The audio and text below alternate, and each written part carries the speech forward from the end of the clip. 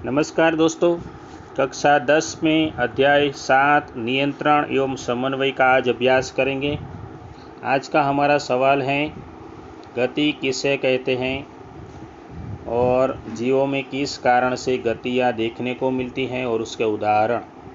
गति किसे कहते हैं यहाँ पर मैंने लिखा हुआ है, सजीव की स्थिति में होने वाले परिवर्तन को, खास याद रखिए, स्थिति में होने वाले परिवर्तन को गति कहते हैं। यदि आप घर पे हैं और थोड़ी देर के बाद कहीं और जाते हैं तो आपकी स्थिति में परिवर्तन होता है, यानी आपने गति की है ऐसा माना जाता है। उसके कुछ उदाहरण और कारण भी देखते हैं। यहाँ पर हमारे पास है, गति किस कारण से होती है। तो पादपों में वृद्धि के कारण गति होती है। जैसे कि एक बीज अंकुरित होता है और वृद्धि करता है, यानी कि हम देख सकते हैं कि नवोद्भिद यानी वह नया बीज कुछ दिनों में गति करता हुआ मृदा को एक और धकेल कर बाहर आ जाता है। लेकिन इसकी वृद्धि यदि रुक गई होती तो ये गतियाँ नहीं होती। तो ये गति का एक उदाहरण है। आगे देखते हैं, यहाँ पर भी कुछ बातें की गई हैं कि सूर्य प्रकाश में पौधे वृद्धि करते हैं, बच्चे झूले से आनंद प्राप्त करने का प्रयास करते हैं, भैंस जुगाली करती है ताकि भोजन के छोटे टुकड़े हो जाएं, उसका पाचन भली भांति हो सके। जब रोशनी हमारी आँखों पर फोकस की जाती है तो हमारी आँखें तुरंत बंद हो जाती हैं, यह भी गति है। जब हम किसी गर्म वस्तु को छूते हैं तो हम अपने हाथ वापस खींच लेते हैं, यह भी एक प्रकार से परिवर्तन यानी गति है। तो गति के बारे में यहाँ तक हमारे पास कुछ आंसर हैं। आगे का सवाल देखते हैं, ज्ञानेंद्रियों के उदाहरण। हमें 2 ज्ञानेंद्रियों का पता लगाना है, उसके 2 उदाहरण हैं, स्थान और कार्य भी देखते हैं। हमारे पास 2 ज्ञानेंद्रिय हैं। पहली है रस संवेदीग्राही। रस संवेदीग्राही, इसका स्थान होता है जिह्वा में और इसका कार्य है स्वाद का पता लगाना। दूसरी ज्ञानेंद्रिय है एक घ्राणग्राही, इसका स्थान होता है नाक में और इसका कार्य है गंध का पता लगाना। इसके बाद आगे का सवाल है, आवेग कैसे शरीर में संवहन करता है। तो उसके लिए हमारी किताब में यहाँ पर एक चित्र दिया गया है। मेरी किताब में नहीं छपा है, आप लोग अपनी किताब में देखेंगे। यहाँ पर मेरी किताब में चित्र नहीं है। इसी चित्र में आप लोगों को एक्सॉन के बारे में बताया गया होगा। इसी के द्वारा ये हमने सवाल में पढ़ा था, आवेग के बारे में पढ़ा था, उसका वहन कैसे होता है। तो यहाँ पर आवेग किस प्रकार उत्पन्न होता है, यहाँ से लेकर यहाँ तक बहुत बड़ा सवाल है। यहाँ तक हमें याद रखना है। थोड़ा सा देख लेते हैं कि हमारे शरीर में जैसे कि हमने किसी गर्म वस्तु को छुआ है तो यह सूचना, यानी हमने गर्म वस्तु को जो छूते हैं वह सूचना एक तंत्रिका कोशिका के ध्रुमाकृतिक सिरे द्वारा उपार्जित की जाती है। यहाँ पर आप लोग चित्र में देखेंगे तो ध्रुमाकृतिक दिखाई देगा और एक रासायनिक प्रक्रिया द्वारा यह एक विद्युत आवेग पैदा करती है। विद्युत आवेग पैदा करती है। यह आवेग ध्रुमिका से कोशिका काय तक जाएगा। चित्र में देखना आप लोग कोशिका काय, और तब तंत्रिकाक्ष यानी एक्सॉन में होता हुआ इसके अंतिम सिरे तक पहुंच जाता है। एक्सॉन के अंत में विद्युत आवेग कुछ रसायनों का विमोचन कराता है। ये रसायन रिक्त स्थान या सिनेप्स को पार करते हैं और अगली तंत्रिका कोशिका की ध्रुमिका में इसी तरह का विद्युत आवेग प्रारंभ करते हैं। यह शरीर में तंत्रिका आवेग की मात्रा की सामान्य योजना है। इसी तरह का एक अंतर्ग्रथन सिनेप्स अंततः ऐसे आवेगों को तंत्रिका कोशिका से अन्य कोशिकाओं जैसे कि पेशी कोशिकाओं या ग्रंथि तक ले जाता है।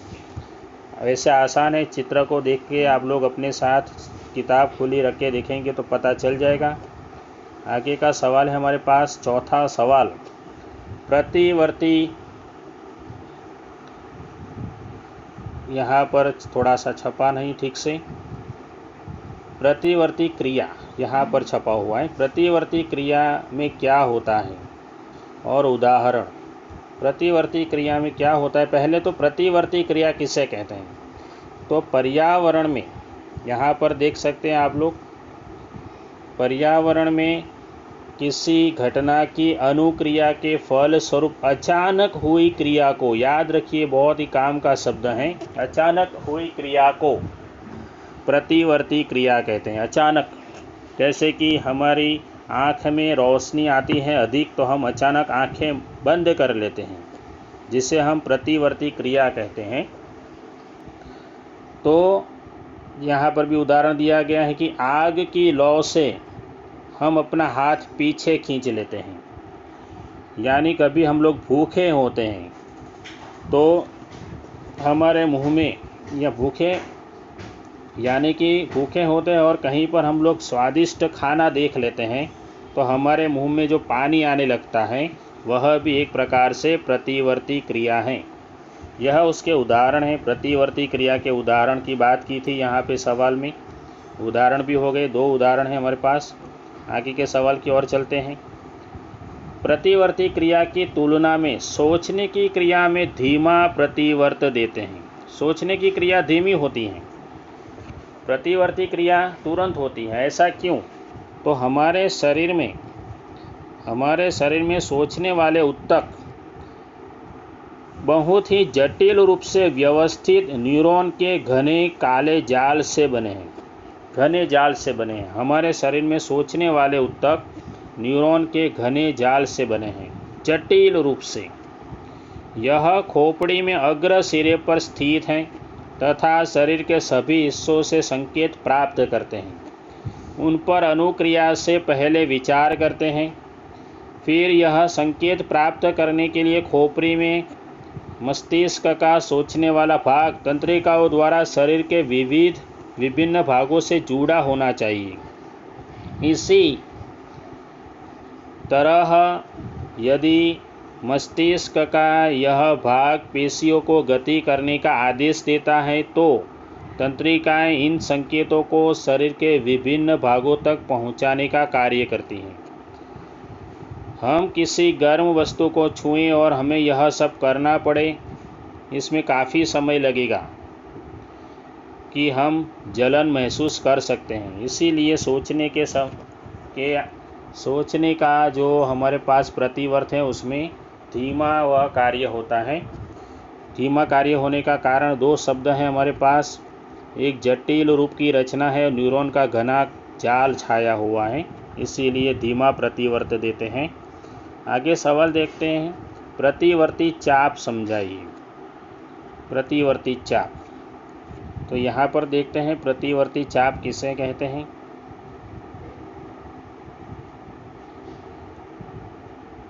जो प्रक्रम आगम संकेतों का पता लगाने तथा उसके अनुसार निर्गम क्रिया को करने का कार्य करता है वह अति शीघ्र पूरा हो जाता है, और इस तरह के संबंधन को प्रतिवर्ती चाप कहते हैं। प्रतिवर्ती चाप किसे कहते हैं उसकी बात हो गई।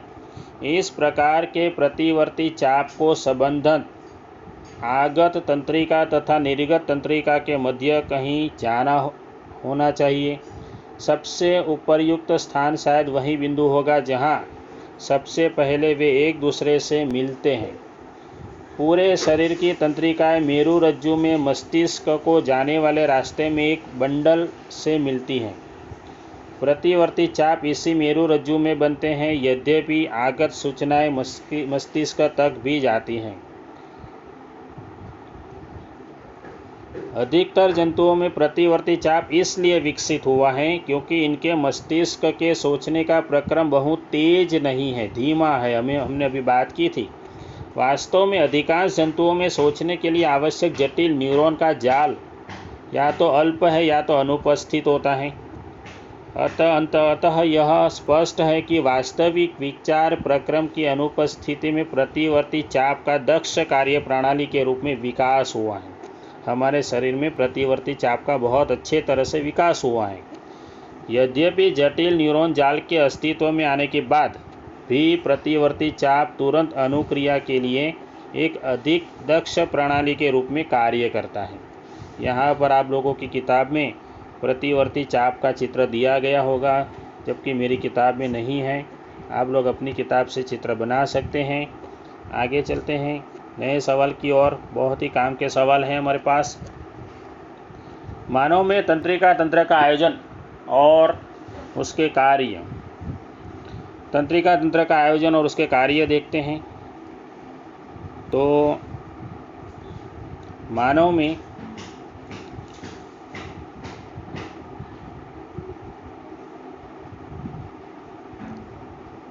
तंत्रिका तंत्र के आयोजन में देखते हैं हमारे पास मस्तिष्क जो है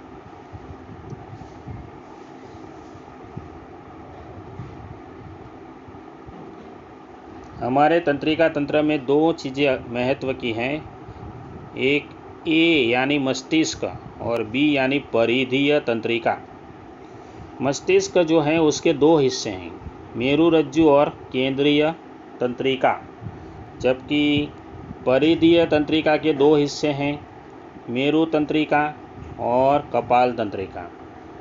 हमारे सवाल के अनुसार मानव में तंत्रिका तंत्र का आयोजन और उसके कार्य। तो तंत्रिका तंत्र के हम लोग दो हिस्से देख चुके हैं। पहला तंत्रिका तंत्र के दो हिस्से में पहला हमारे पास होगा मस्तिष्क और दूसरा है परिधीय तंत्रिका। मस्तिष्क के भी दो हिस्से हैं, मेरुरज्जु और केंद्रीय तंत्रिका। परिधीय तंत्रिका के भी दो हिस्से हैं। आगे के सवाल की ओर चलते हैं, उसके कार्य देखते हैं। कार्य की बात करते हैं तो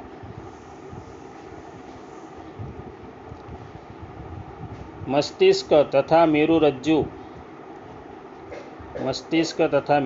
केंद्रीय तंत्रिका तंत्र बनाते हैं। यह शरीर के सभी भागों से सूचनाएं प्राप्त करते हैं तथा इसका समाकलन करते हैं। जबकि परिधीय तंत्रिका जो है उसकी बात करते हैं। केंद्रीय तंत्रिका तंत्र तथा शरीर के अन्य भागों में संचार को परिधीय तंत्रिका तंत्र सुगमता प्रदान करता है, जो मस्तिष्क से निकलने वाली कपाल तंत्रिकाओं तथा मेरुरज्जु से निकलने वाली मेरु तंत्रिकाओं से बना होता है। इस प्रकार मस्तिष्क हमें सोचने की अनुमति तथा सोचने पर आधारित क्रिया करने की अनुमति प्रदान करता है। उसके बाद हम आगे के सवाल की ओर चलते हैं। आगे का सवाल है अग्र मस्तिष्क। अग्र मस्तिष्क की ओर चलते हैं। वैसे देखा जाए तो मस्तिष्क में तीन भाग होते हैं, अग्र मस्तिष्क, मध्य मस्तिष्क और पश्च मस्तिष्क। चित्र में वैसे यहाँ पर दिखाया गया है, यह चित्र हमारी किताब में है। यह जो आगे का हिस्सा देख रहे हैं उसे कहेंगे अग्र मस्तिष्क। फिर आप लोग यह देखेंगे मध्य मस्तिष्क, यहाँ पर लिखा हुआ है, और यह अनुमस्तिष्क जो यहाँ पर लिखा हुआ है। ये तीनों मस्तिष्क आप लोगों को चित्र बना के याद रखने हैं। आगे चलते हैं अग्र मस्तिष्क की ओर। अग्र मस्तिष्क मुख्य सोचने वाला भाग है। इसमें विभिन्न ग्राही से संवेदी आवेग सूचनाएं प्राप्त करने के लिए क्षेत्र होते हैं। अग्र मस्तिष्क के अलग अलग क्षेत्र सुनने, सूंघने और देखने आदि के विशिष्ट कृत हैं। अग्र मस्तिष्क का कार्य है सुनना, सूंघना और देखना। इसमें साहचर्य के क्षेत्र पृथक होते हैं, जहां इन संवेदी सूचनाओं तथा अन्य ग्राही से प्राप्त सूचनाओं एवं पहले से मस्तिष्क में एकत्र सूचनाओं का अर्थ लगाया जाता है। इस सब पर आधारित एक निर्णय लिया जाता है कि अनुक्रिया तथा सूचनाएं प्रेरक क्षेत्र तक कैसे पहुंचाई जाए जो ऐसी ऐच्छिक पेशी की गति को, जैसे हमारी टांग की पेशियां उसे नियंत्रित करती हैं। हालांकि प्रकृति में कुछ संवेदन देखने और सुनने से अधिक जटिल हैं, जैसे कि हमें पता लगता है कि हम पर्याप्त भोजन खा चुके हैं, हमारा पेट पूरा भरा हुआ है। यह जानने के लिए एक भूख से संबंधित केंद्र भी जो होता है, जो अग्र मस्तिष्क में एक अलग भाग होता है। अग्र मस्तिष्क के बारे में इतना ही हमें लिखना है। आगे चलते हैं, हमें अनैच्छिक क्रियाओं के बारे में सवाल है हमारे पास। यहाँ पर अनैच्छिक क्रियाएं और अनुमस्तिष्क का कार्य, 9वां और 10वां सवाल यहाँ पर आप लोग देख सकते हैं। ये 9वां सवाल और ये 10वां सवाल। तो अनैच्छिक क्रियाओं का कार्य देखते हैं हम लोग।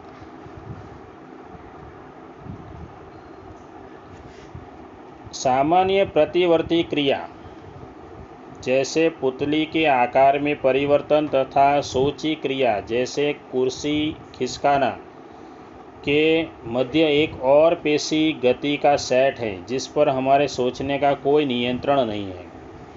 इन अनैच्छिक क्रियाओं में से कई मध्य मस्तिष्क तथा पश्चिम मस्तिष्क से नियंत्रित होती हैं। ये सभी अनैच्छिक क्रियाएं जैसे कि रक्तदाब, लार आना, वमन पश्चिम मस्तिष्क स्थित मेडुला द्वारा नियंत्रित होती है। मेडुला द्वारा रक्तदाब की क्रिया और लार आना, ये दोनों क्रियाएं नियंत्रित होती हैं। यह दोनों क्रियाएं अनैच्छिक क्रिया हैं। अनुमस्तिष्क की ओर चलते हैं। यह कुछ क्रियाओं जैसे एक सीधी रेखा में चलना, साइकिल चलाना, एक पेंसिल उठाना, उस पर विचार कीजिए। ये पश्चिम मस्तिष्क में स्थित अनुमस्तिष्क के द्वारा ही संभव है, जो ऐच्छिक क्रियाओं की परिशुद्धि तथा शरीर की संस्थिति तथा संतुलन के लिए उत्तरदायी हैं। तो अनुमस्तिष्क जो हैं वह संतुलन के लिए उत्तरदायी हैं। यह उसका कार्य हो गया। आगे बढ़ते हैं। हमारा सवाल है 11 नंबर का सवाल। मैंने नंबर नहीं दिया है, यह 11 नंबर का सवाल है, आप लोग लिख लेंगे। उसकी बात करते हैं कि ये उत्तक रक्षित कैसे होते हैं। तो मस्तिष्क की कोमल अंग जो विविध क्रियाओं के लिए बहुत आवश्यक हैं, उसकी रक्षा भी होनी चाहिए। इसके लिए शरीर की अभिकल्पना इस प्रकार है कि मस्तिष्क एक हड्डियों के बॉक्स में अवस्थित होता है। बॉक्स के अंदर तरल पूर्ति गुब्बारे में मस्तिष्क होता है जो प्रघात अवशोषक उपलब्ध कराता है। यदि आप अपने हाथ को कमर के नीचे ले जाएं तो आप एक कठोर उभार वाली संरचना का अनुभव कर सकते हैं, जिसे कशेरुक दंड या रीढ़ की हड्डी कहते हैं, जो मेरु रज्जु की रक्षा करती हैं। तो उत्तक इसी प्रकार रक्षित होते हैं। और आज का आखिरी सवाल 12 नंबर का सवाल, यह हमारा आखिरी सवाल है, सवाल नंबर 12। इसको नंबर नहीं दिया था, आप लोग नंबर दे देना। तंत्रिका उत्तक कैसे क्रिया करता है, तो यहाँ पर देखते हैं तंत्रिका तंत्र कैसे क्रिया करता है। जब तंत्रिका आवेग पेशी तक पहुँचता है तो पेशी को गति करनी चाहिए। एक पेशी कोशिका कैसे गति करती हैं, तो कोशिका स्तर पर गति के लिए सबसे सरल धारणा है कि पेशी कोशिकाएं अपनी आकृति बदलकर गति करती हैं। इसका मतलब कि पेशी कोशिकाएं आकृति कैसे बदलती हैं, तो वो भी देखते हैं। इसका उत्तर कोशिकीय अवयव के रसायन में निहित है। कोशिकीय अवयव के अंदर जो रसायन होते हैं उसके आधार पर पेशी कोशिकाएं आकार बदलती हैं, आकृति बदलती हैं। पेशी कोशिकाओं में विशेष प्रकार की प्रोटीन होती हैं जो उनकी आकृति तथा व्यवस्था दोनों ही बदल देती हैं। कोशिका में यह तंत्रिका विद्युत आवेग की अनुक्रिया के फलस्वरूप ही होता है। यहाँ तक ही हमें लिखना है। आज के 12 सवाल हो गए। अगले वीडियो में हम लोग अभ्यास करेंगे, पादपों में समन्वय के बारे में देखेंगे। यहाँ तक आप लोग आगे पढ़ के रखना। और जो सवाल आज 12 सवाल दिए हैं आप लोगों को होमवर्क में करने हैं, अलग से नोट में लिखना है। और इसके बाद आगे का पाठ भी आप लोग पढ़ के रखिए तो अच्छा रहेगा।